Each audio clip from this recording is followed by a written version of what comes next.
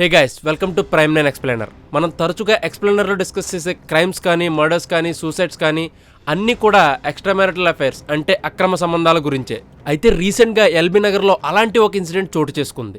తనకి పెళ్ళయ్యి హస్బెండ్ ఉన్నప్పటికీ వేరే వ్యక్తితో సంబంధం పెట్టుకుని కొంతకాలం బండి నడిపింది. కానీ తర్వాత ప్రియుడు వీడియో కాల్ లిఫ్ట్ చేసి నన్ను కలువు అంటే నేను కలవను అన్నందుకు, నేను రాను అన్నందుకు ఆ అమ్మాయి ఆత్మహత్య చేసుకుంది. జస్ట్ వీడియో కాల్లో సరిగ్గా రెస్పాండ్ అవ్వలేదని she ended up her life. ఈ కేసు డీటెయిల్స్లోకి వెళ్లే ముందు మీకు ఇలాంటి క్రైమ్ స్టోరీస్ అంటే ఇంట్రెస్ట్ ఉంటే వెంటనే మన ప్రైమ్ 9 ఛానల్ని సబ్స్క్రైబ్ చేసుకోండి. ఆ అమ్మాయి పేరు మల్గిరెడ్డి అశ్విని. ఈమె వయసు 35 సంవత్సరాలు. ఈమె నేరేడుచర్ల మండలంలో ఉన్న బోదెలదిన్ని అనే గ్రామంలో నుండి వలస వచ్చి హైదరాబాద్లోని ఎల్బీ నగర్లో ఉంటుంది. అశ్వినికి పెళ్ళయింది అండ్ వాళ్ళిద్దరికీ ఒక పాప కూడా ఉంది. భర్త కూతురుతో పాటు అశ్విని 3 ఏళ్లుగా ఎల్బీ నగర్లోనే నివాసం ఉంటుంది. అశ్విని ఉండే అదే బోదెలదిన్ని గ్రామానికి చెందిన కందుకూరి సురేష్ రెడ్డి కూడా ఎల్బీ నగర్లోనే ఒక రూమ్లో స్టే చేస్తూ ఉన్నాడు. ఈ ఎల్బీ నగర్ వీళ్ళిద్దరిని చాలా దగ్గర చేసింది. ఇద్దరు ఒకే గ్రామం నుండి వచ్చారు, ఒకే చోట ఉంటున్నారు. సో అలా వీళ్ళిద్దరి మధ్య ఉన్న ఫ్రెండ్షిప్ కాస్త అక్రమ సంబంధంగా మారింది. అశ్వినికి సురేష్ రెడ్డికి మధ్య ఉన్న సంబంధం చాలా గుట్టుగా, తన హస్బెండ్కి కూడా తెలియకుండా అశ్విని జాగ్రత్త పడేది. చాలా రోజులు తెలియకుండా ఉంచింది కూడా. అలా వీళ్ళిద్దరి జర్నీ సాగుతుండగా మధ్యలో ఇద్దరికి మనస్పర్ధలు రావడం మొదలయ్యాయి.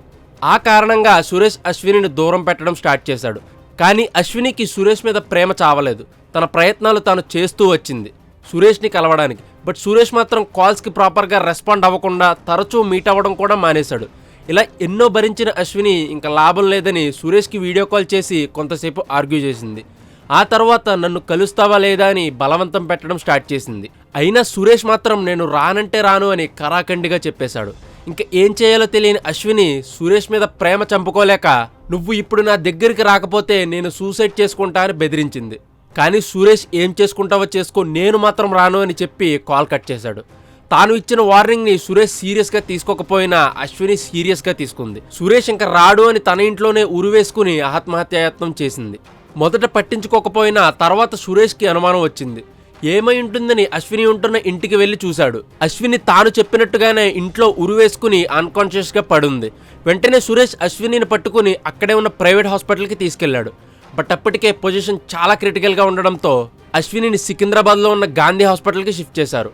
అన్ఫార్చునేట్లీ అశ్విని ట్రీట్మెంట్ తీసుకుంటూ ఈ ఆదివారం చనిపోయింది. తను చనిపోయిన తర్వాత అశ్వినికి సురేష్కి మధ్య ఉన్న ఎక్స్ట్రా మ్యారిటల్ అఫైర్ గురించి తెలుసుకున్న కుటుంబ సభ్యులంతా అశ్విని డెడ్ బాడీని బోదెలదిన్ని గ్రామానికి తీసుకెళ్లి సురేష్ ఇంటి ముందే ఉంచి గొడవ చేయడం స్టార్ట్ చేశారు. ఈ విషయం తెలిసి నేరేడుచర్ల పోలీస్ ఎస్ఐ రవీందర్ కొంత పోలీస్ ఫోర్స్తో ఆ గ్రామానికి చేరుకుని బందోబస్తు ఏర్పాటు చేశారు. సురేష్ ఇంకా అశ్విని ఇద్దరు ఫ్యామిలీస్ కలిసి ఆ ఊరు పెద్దలతో చర్చలు జరిపి సోమవారం అశ్విని డెడ్ బాడీకి అంత్యక్రియలు జరిపించారు. ఎన్ని చర్చలు జరిగినా అశ్విని డెత్కి సురేషే కారణమని అశ్విని కుటుంబం ఎల్బీ నగర్ పిఎస్లో కేసు ఫైల్ చేశారు. ఈ కేసుని పోలీసులు ఎలా ఇన్వెస్టిగేట్ చేస్తారన్నది వేచి చూడాలి. ఈ ఇన్సిడెంట్ మీద మీ ఒపీనియన్ ఏంటో కామెంట్ చేయండి. Consider subscribing to prime 9 for more such insights.